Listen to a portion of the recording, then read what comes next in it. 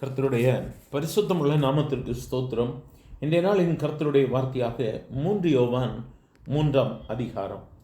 சகோதரர் நீ சத்தியத்தில் நடந்து கொண்டிருக்கிறாய் என்று உன்னுடைய உண்மையை குறித்து சாட்சி கொடுத்த போது மிகவும் சந்தோஷப்பட்டேன்.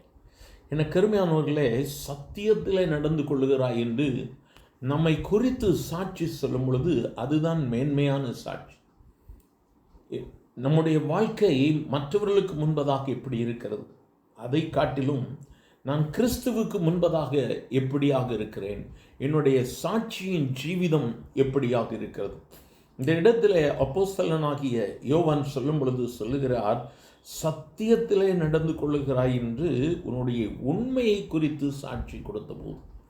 ஆகவே இந்த நாளிலும் நம்முடைய வாழ்க்கை சத்தியத்தோடு கூட இணைந்து நடக்கக்கூடிய ஒரு உண்மையின் வாழ்க்கையாக இருக்க வேண்டியது அவசியமாக இருக்கிறது. மிகவும் அருமையாக சொல்லுகிறார். அது அடுத்த வசனத்தில் சொல்லுகிறார், என் பிள்ளைகள் சத்தியத்தில் நடக்கிறார்கள் என்று நான் கேள்விப்பட்ட சந்தோஷத்திலும் அதிகமான சந்தோஷம் எனக்கு. அப்போ நாம் ஆராதிக்கிற நம்ம ஆண்டவர் நம்ம எதை எதிர்பார்க்கிறார்? ஒரு உலக பிரகாரமான ஒரு எஜமானன் வேலை செய்வோமானால் அவனை எவ்வளவோ பிரியப்படுத்துகிறோம். அப்போது நம்ம ஆண்டவர் நாம் அவரை பிரியப்படுத்த வேண்டியது மிகவும் அவசியம். அவர் நம்மில் பிரியமாக இருக்கிறாரா? அவர் நம்முடைய உண்மையை குறித்து அல்லது நம்முடைய சத்தியத்தை குறித்து அவர் சாட்சி கொடுக்க முடியுமா? பிள்ளைகள் சத்தியத்திலே நடக்கிறார்கள் என்று கேள்விப்பட்ட பொழுது அந்த சந்தோஷத்திலும் அதிகமான சந்தோஷம் எனக்கு இல்லை என்று சொல்லி அப்போஸ்தலன் சொல்லுகிறார். இந்த நாளிலும் நம்மளை கர்த்தர் இதைத்தான் எதிர்பார்க்கிறார். நம்முடைய இதயம் சத்தியத்தில் நிலைத்து நிற்கிறதா? எனக்கு அருமையானவர்களே, இந்த நாளில் நாமே ஆராய்ந்து பார்ப்போம். நான் சத்தியத்தின்படி நடந்து கொண்டிருக்கிறேனா? உண்மையை குறித்து சத்தியத்தை குறித்து சாட்சி கொடுக்கிற வாழ்க்கை என் வாழ்வில் இருக்கிறதா? இந்த நாளிலும் இந்த நாள் கர்த்தர் நமக்கு கிருபையாய் கொடுத்திருக்கிற நாள். இந்த நாளில் ஆண்டவரே, நான் உமக்கு சாட்சியாய் இருப்பேன். உம்முடைய உண்மை உம்முடைய சத்தியத்தை குறித்து நான் சாட்சி சொல்லுவேன் ஆண்டவரே என்று சொல்லி நாமும் ஆண்டவருக்கு ஒரு பொருத்தனை எடுக்கலாமா? ஆண்டவரே, நான் உம்முடையவன். நீர் எனக்காக இவ்வளவு நன்மைகளை செய்கிறேன். நான் உம்மை விட்டு எப்படியப்பா தூரம் போக முடியும்?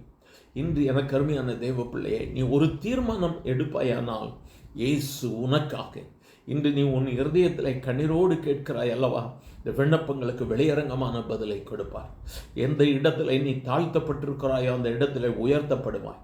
யார் முன்பதாய் நீ ஒன்றுமில்லை என்று சொன்னார்களோ அதே இடத்துல கர்த்தர் உன்னை மேன்மைப்படுத்துவார். இந்த ஆண்டவர்கிட்ட சொல்லுவியா, ஆண்டவரே சத்தியத்திலே நடந்து கொண்டு ஆண்டவரே உண்மையாய் உம்மை குறித்து சாட்சி சொல்வேன். முடிவெடுக்கலாமா? அன்பின் ஆண்டவரே, ஆசீர்வதிக்கப்பட்ட இந்த நல்ல காலை வேளைக்காக நன்றி. உம்முடைய வார்த்தைக்காக ஸ்தோத்திரப்பா. நீங்கள் எங்கள் கூட பேசிக்கொண்டிருக்கிற தயவிற்காய் ஸ்தோத்திரம். கேட்கிற ஒவ்வொருவரும் உமக்கு சாட்சியாய் நிற்க கர்த்தர் உதவி செய்யும். முடிவெடுத்து ஆண்டவரே பொருத்தனையோடு கூட ஜெபிக்கிற உம்முடைய பிள்ளைகளை கரம் தொட்டு ஆசீர்வதியுங்க ஆண்டவரே. நன்மையின் ஈவுகளினால் திருப்தியாக்கும். தடைகள் மாறட்டும், நன்மைகளை கொடும். ஒரு பெரிய பிரேக் த்ரூ உண்டாகட்டும். ஆசீர்வதியும். இயேசுவின் நாமத்தில் பிதாவே, ஆமென்.